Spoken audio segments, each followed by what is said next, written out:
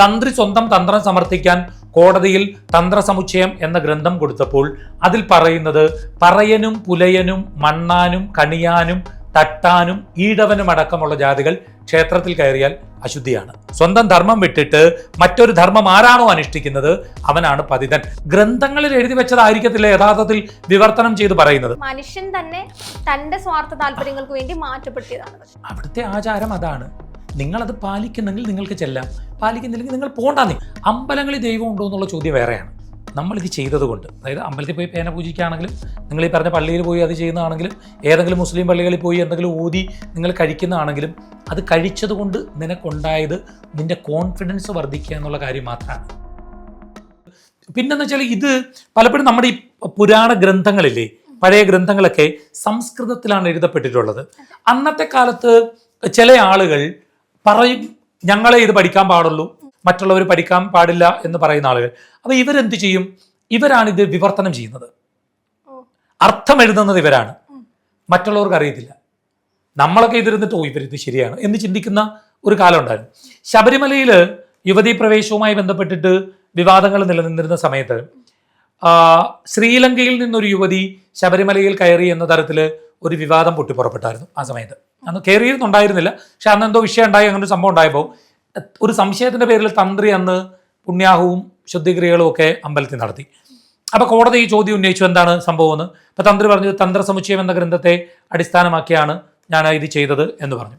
അപ്പോൾ അന്ന് കോടതി തന്ത്രിയോട് തന്ത്രസമുച്ചയം ഹാജരാക്കാൻ പറഞ്ഞു. അപ്പൊ തന്ത്രി തന്ത്രസമുച്ചയം കോടതി കൊടുത്തു. മലയാളത്തിലെ ഒരു പ്രമുഖമായ വാർത്താ ചാനൽ അന്നൊരു വാർത്ത ചെയ്തത് എന്താ അറിയോ? തന്ത്രി സ്വന്തം തന്ത്രം സമർത്ഥിക്കാൻ കോടതിയിൽ, ഇങ്ങനെയാണ് വാർത്തയാണ് ഞാൻ പറയുന്നത് കേട്ടോ. തന്ത്രി സ്വന്തം തന്ത്രം സമർത്ഥിക്കാൻ കോടതിയിൽ തന്ത്രസമുച്ചയം എന്ന ഗ്രന്ഥം കൊടുത്തപ്പോൾ അതിൽ പറയുന്നത് പറയനും പുലയനും മണ്ണാനും കണിയാനും തട്ടാനും ഈടവനും അടക്കമുള്ള ജാതികൾ ക്ഷേത്രത്തിൽ കയറിയാൽ അശുദ്ധിയാണ്. എന്നിട്ട് അവർ തുടരുകയാണ്. അപ്പോൾ വെള്ളാപ്പള്ളിയുടെ മകൻ തുഷാർ വെള്ളാപ്പള്ളി കയറിയാലും ചാണകവെള്ളം തളിക്കണം എന്ന് അർത്ഥം എന്ന് പറഞ്ഞിട്ട് ഒരു വാർത്ത വായിച്ച് ഇപ്പോഴും യൂട്യൂബിൽ ആ വാർത്ത അവൈലബിൾ ആണ് കേട്ടോ, നിങ്ങൾ സെർച്ച് ചെയ്താൽ നിങ്ങൾക്ക് കിട്ടും. അപ്പോൾ ഞാൻ തന്ത്രസമുച്ചയം ഗ്രന്ഥം എൻ്റെ കയ്യിലുണ്ടായിരുന്നു. ഞാൻ അതിൻ്റെ പല വിവർത്തന ഗ്രന്ഥങ്ങൾ മേടിച്ചു. അപ്പോൾ ഈ വിവർത്തന ഗ്രന്ഥങ്ങളെല്ലാം ഒരേ അന്ന് സംസ്കൃതം പഠിക്കാൻ അർഹതയുണ്ടെന്ന് പറയുന്ന ആളുകൾ വിവർത്തനം ചെയ്താണ്. അപ്പോൾ അതിലൊരു പദ്യമുണ്ട്, ക്ഷേത്രേ മൃദർ ജനനമങ്കണ മണ്ഡപാദോ മൂത്രാസൃഗാദി പതനം പതിതാദിവേശ സോലൂക ഗൃദ്രകരടശ്വക രോഷ്ടകോല ക്രോഷ്ട്യക്ഷഡുണ്ടുപ പുരസര ഗർഭവേശ എന്നൊരു പദ്യമുണ്ട്. അതായത് ക്ഷേത്രേ മൃദർ, ക്ഷേത്രത്തിൽ മരണം നടന്നാൽ അശുദ്ധിയാണ്, ജനനം നടന്നാൽ അശുദ്ധിയാണ്, മലം മൂത്രം ഇത്യാദികൾ വീണാൽ അശുദ്ധിയാണ്, പതിതാദിവേശ പതിതർ കയറിയാൽ അശുദ്ധിയാണ്. ഈ പതിത എന്ന ശബ്ദത്തിന് പഴയ കാലത്ത് സംസ്കൃതം പഠിക്കാൻ തങ്ങൾക്ക് മാത്രമേ അർഹതയുള്ളൂ എന്ന് പറഞ്ഞിരുന്ന ആളുകൾ അവർ കൊടുത്ത ഡെഫിനിഷനാണ് പറയൻ പുലയൻ മണ്ണാൻ കണിയാൻ തട്ടാൻ ഈഴവൻ എന്ന്. ശരിക്കും പതിത എന്ന ശബ്ദത്തിന് അങ്ങനെ ഒരു അർത്ഥമേ ഇല്ല.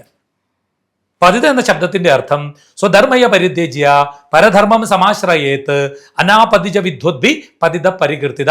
സ്വന്തം ധർമ്മം വിട്ടിട്ട് മറ്റൊരു ധർമ്മം ആരാണോ അനുഷ്ഠിക്കുന്നത് അവനാണ് പതിതൻ. അച്ഛനെ അമ്മയെ നല്ലോണം നോക്കണം എന്നുള്ളത് നമ്മുടെ ധർമ്മമാണ്. എന്നാൽ നമ്മുടെ അച്ഛനെ അമ്മയെ നമ്മൾ ഉപദ്രവിക്കാൻ പോയാൽ നമ്മൾ പതിതനാണ്. അപ്പൊ നിങ്ങളൊന്ന് ആലോചിച്ച് നോക്കൂ, ഗ്രന്ഥത്തിൽ പറഞ്ഞത് എന്താണ്, വിവർത്തനം ചെയ്തത് എന്താണ്? ഇതിനകത്ത് ജാതീയത കൊണ്ടുവന്നിട്ടു. തെറ്റായിട്ടുള്ള ഒരു കാര്യം. ചില ആളുകൾ അവരുടെ സ്വാർത്ഥത സംരക്ഷിക്കാൻ ചെയ്ത ഒരു പരിപാടി. പക്ഷെ ഇത് കേട്ടിട്ട് പിന്നീടുള്ള ആളുകളൊക്കെ ഇത് വിശ്വസിക്കും, ഇതറിയാത്തവർ വിശ്വസിക്കും. ഇതുപോലെയാണ് പലതിലും കാര്യങ്ങളിൽ ഗ്രന്ഥങ്ങളിൽ എഴുതി വെച്ചതായിരിക്കത്തില്ല യഥാർത്ഥത്തിൽ വിവർത്തനം ചെയ്ത് പറയുന്നത്. ഈ സംസ്കൃതത്തിന്റെ ഒരു കാര്യം എന്ന് വെച്ചാൽ ഈ അർത്ഥം എന്ന് പറയുന്നത് കണക്ട് ചെയ്ത് വരുന്നു. എന്നുവെച്ചാൽ മുമ്പ് പറഞ്ഞതുമായി ബന്ധപ്പെട്ട് ഈ വാക്കിന് അർത്ഥ വ്യതിയാനങ്ങൾ വരും. അപ്പോൾ ഇത് മറ്റതാണ് അർത്ഥം എന്ന് പറഞ്ഞിട്ട് ആ സമയത്ത് പറഞ്ഞാൽ ശരിക്കും ഈ ശ്ലോകത്തിന് ആ അർത്ഥം ആയിരിക്കണം എന്നില്ല. പറഞ്ഞാൽ മനസ്സിലായി. ഇങ്ങനെ ഒരു പ്രശ്നം ഇതിൽ വളരെ ഗൗരവമായിട്ടുണ്ട്. ശരിയായി. സംസ്കൃതം പരീക്ഷയ്ക്ക് എഴുതുന്ന സമയത്ത് ലക്ഷ്മണനുമായി ഒരു ബന്ധപ്പെട്ട ചോദ്യമാണെങ്കിൽ മഹാഭാരതത്തിൽ ലക്ഷ്മണന്റെ ഭാഗം മുഴുവൻ എഴുതുന്ന ഒരു രീതിയാണ്. കാരണം അതിനകത്ത് എവിടെയെങ്കിലും ആ ഒരു ഉത്തരം കാണും.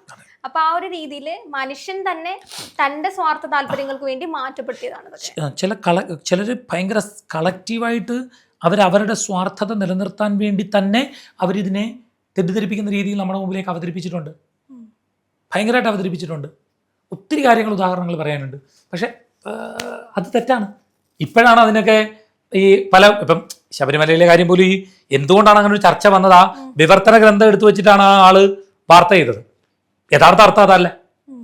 മനസ്സിലായി? മേ ബി ഒരു വിധി വന്നില്ലായിരുന്നെങ്കിൽ ഇതൊന്നും ചർച്ച ചെയ്യപ്പെടില്ലായിരുന്നു. കാരണം അങ്ങനെ തന്നെ ആ ഒരു റൂൾ അനുസരിച്ച് തന്നെ നമ്മൾ അതനുസരിച്ച് അങ്ങനെ പോയേനെ. അതൊരു നിയമമാണ്, അവിടുത്തെ ആചാരം അതാണ്. നിങ്ങളത് പാലിക്കുന്നെങ്കിൽ നിങ്ങൾക്ക് ചെല്ലാം, പാലിക്കുന്നില്ലെങ്കിൽ നിങ്ങൾ പോകണ്ടെന്നേ. നമുക്ക് പോകണ്ട, അത്ര തന്നെ. നിങ്ങൾ വിശ്വാസിയാണെന്ന് പറഞ്ഞാൽ അവിടുത്തെ വിശ്വാസം പാലിക്കുന്ന ആളായിരിക്കണം. അതാണല്ലോ വിശ്വാസി. വിശ്വാസി എന്ന് വെച്ചാൽ എന്താ? വിശ്വാസി എന്ന് പറയുന്നത് ചിലപ്പോ അയ്യപ്പൻ എന്ന് പറയുന്ന ആ ഒരു ദൈവങ്ങൾക്ക് അങ്ങനെ മാറ്റി നിർത്തപ്പെടലോ. പക്ഷെ നമ്മളൊരു ആചാര സ്ഥാനം, ഇതിന് രണ്ട് സ്ഥാനമാണ്. അമ്പലങ്ങളിൽ ദൈവം ഉണ്ടോ എന്നുള്ള ചോദ്യം വേറെയാണ്.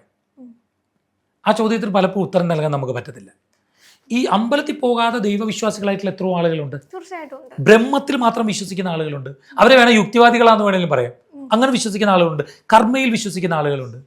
അച്ഛനും അമ്മയാണ് ദൈവം എന്ന് വിശ്വസിക്കുന്ന ആളുകളുണ്ട്. ഓരോ വിശ്വാസമാണ്. പക്ഷെ നമ്മളൊരു അമ്പലം എന്ന് പറയുന്ന ഒരു സ്ഥലത്ത് അവിടെ ചില നിയമങ്ങളുണ്ടാവും, അത് പാലിക്കുന്നെങ്കിൽ പോയാൽ മതി. ശരിയാ. ചില ആൾക്കാര് ഈ അമ്പലങ്ങളിൽ പോയി അർച്ചനകൾ നടത്തുന്നതും പണം ഇടുന്നതും ഒക്കെ കണ്ടിട്ടുണ്ട്. ചില ആൾക്കാരെ സംബന്ധിച്ച് അവർ അതിലൊന്നും വിശ്വസിക്കും. ഞാൻ പോകാറില്ല, ഞാൻ ചെയ്യാറില്ല, ചെയ്യാറില്ല. വഴിപാട് എന്തെങ്കിലും നടത്തും, അല്ല ഞാൻ കൊണ്ടുവന്ന് വെറുതെ അനാവശ്യമായി പൈസ കൊടുക്കുന്ന പരിപാടിക്കൊന്നും ഞാൻ പോകാറില്ല. അല്ല, അതും അവരുടെ ഒരു വിശ്വാസമല്ലേ. മേ ബി ചെയ്തോട്ടെ, പൈസ ഉള്ളവർ. ഇപ്പോൾ ജീപ്പ് കൊണ്ട് അമ്പലത്തിൽ വഴിപാട് കൊടുക്കുന്ന ആള്, താറ് കൊണ്ട് കൊടുക്കുന്ന ആൾക്ക് അയാളുടെ വിശ്വാസം അതാണ്. മറ്റേ എന്താ പറയാ, ഈ വിദ്യാ ഗോപാല മന്ത്രാർച്ചനകളൊക്കെ ഇത് വെച്ചാൽ അത് അവരുടെ ഒരു വിശ്വാസം അനുസരിച്ച് ഇത് നടത്തിക്കഴിഞ്ഞാൽ കുട്ടി നന്നായി പഠിക്കും. പക്ഷേ ഞാൻ പലപ്പോഴും ചിന്തിച്ചിട്ടുണ്ട്, ഈ പേന പൂജയ്ക്ക് വെച്ച് എന്ന് വെച്ചാൽ പഠിക്കുന്നുണ്ടാവില്ല. പക്ഷെ ഈ പേന എന്ന് വെച്ചാൽ ഞാൻ ജയിക്കാൻ വേണ്ടിയിട്ടാണ് പേന കൊണ്ട് പൂജ വെക്കുന്നത്. അങ്ങനെ ഇപ്പൊ ആ ഒരു പേരെടുത്ത് പറഞ്ഞതുകൊണ്ട് എന്തെങ്കിലും പ്രശ്നമുണ്ടോന്ന് അറിയില്ല. പക്ഷെ കൃപാസനത്തിന്റെ ഏറ്റവും കൂടുതൽ റീൽസ് ഞാൻ കണ്ടിട്ടുള്ളതാണ്. പഠിക്കാൻ എനിക്ക് യാതൊരു ഇതും ഉണ്ടായിരുന്നില്ല, ഞാൻ ഒന്നും പഠിച്ചിട്ടില്ല. കൃപാസനത്തിൽ പോയി ഇങ്ങനെ ഒരു കാര്യം ചെയ്തു, ജയിച്ചിട്ടുണ്ട്. വലിയൊരു തെറ്റെന്താണെന്ന് അറിയാം, ഇതിലൊരു വലിയ അപകടകരമായ ഒരു തെറ്റ് ഇവർ ചെയ്യുന്നത്. ഇപ്പം അമ്പലത്തിൽ പോയി ഒരു പേന പൂജിച്ച് ഒരു കുട്ടി പരീക്ഷയ്ക്ക് പേടി വന്നാൽ ഒരു പേന പൂജിച്ച് കൊടുക്കുന്നതിൽ തെറ്റൊന്നുമില്ല. ഇപ്പം നേരത്തെ പറഞ്ഞ ആ സ്ഥാപനത്തിൽ പോയിട്ട് അതങ്ങനെ ഒരു കുട്ടിക്ക് പേടിയുണ്ടെങ്കിൽ ചെയ്യുന്നതിൽ തെറ്റൊന്നുമില്ല. പക്ഷെ നിങ്ങൾ ചെയ്യേണ്ടുന്ന ആ കുഞ്ഞിനോടും ആ വളർന്നു വരുന്ന സമൂഹത്തോടും, അപ്പോൾ സമൂഹത്തെ അങ്ങ് വിട്. നിങ്ങളുടെ കുഞ്ഞിന് വേണ്ടിയാണല്ലോ ഇത് ചെയ്യുന്നത്. പക്ഷെ നിങ്ങളുടെ കുഞ്ഞിനോട് കാണിക്കേണ്ട ഒരു മര്യാദയുണ്ട്. എന്താ മര്യാദ എന്നറിയോ?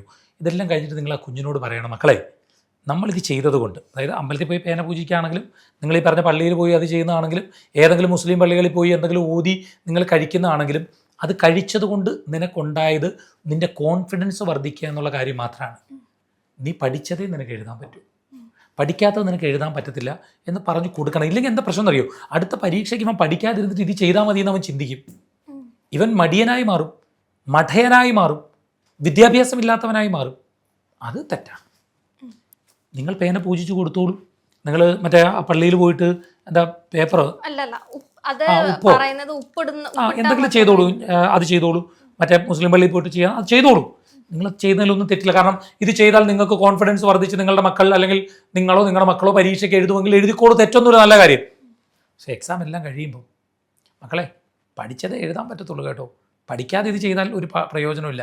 പഠിച്ചത് നിനക്ക് കോൺഫിഡൻസ് ഉണ്ടാക്കാൻ നല്ലതാണ്. ഇത് കോൺഫിഡൻസ് കിട്ടും, ഒരു സംശയമില്ല ആ കാര്യത്തിൽ. നമ്മളിപ്പോൾ പറഞ്ഞു കൊടുക്കുമ്പോൾ ഇങ്ങനെ പറഞ്ഞു കൊടുക്കണം. ഇത് കഴിഞ്ഞിട്ടേ പറഞ്ഞു കൊടുക്കാവൂ. പക്ഷെ അത് പറഞ്ഞു കൊടുക്കണം ആതിരെ. ഇല്ലെങ്കിൽ എന്താ അറിയോ, ഈ നമ്മുടെ കുഞ്ഞുങ്ങളാണ് ഇവർ തന്നെ നാളെ പഠിച്ചില്ലെങ്കിലും കുഴപ്പമൊന്നുമില്ല, അവിടെ ചെന്നത് ചെയ്താൽ മതി എന്ന് ചിന്തിച്ചാൽ എന്തായിരിക്കും അവരുടെ ഭാവി? തീർച്ചയായിട്ടും അത് ചെയ്യണം.